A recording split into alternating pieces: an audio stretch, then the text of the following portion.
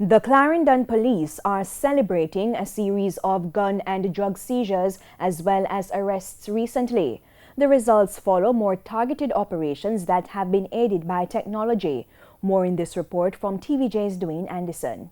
A police roadblock operation in Tollgate Clarendon on Thursday. The aim, intercepting criminals.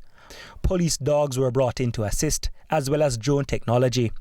Head of Operations for the Clarendon Police, Superintendent Christopher Phillips, said technology has become increasingly important in their policing because crime patterns are evolving in the parish. The entire operation was recorded by our UAV team, that's our unmanned aerial vehicle team, or what you recognize as a drone. We also have our CCTV that is active in the township. Yes, we are doing our surveillance and we are picking up some things.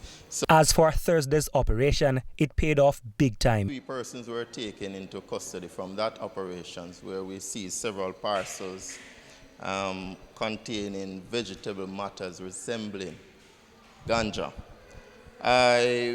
53 tickets were issued in that operation. One of the unique things about that operation is that most of the parcels that we found were on a Knutsford Express vehicle, one of those that on a usual basis might not be stopped by the police.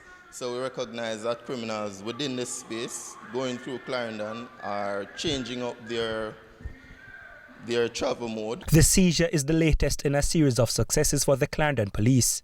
A few days ago, quick response resulted in the interception of several men whom it is believed killed 2 persons in Frankfield only an hour before and was fleeing to Mineralites Maypen. 2 firearms, several rounds of ammunition and a motor car were seized in that incident. All 5 men arrested in that incident were from St. Catherine.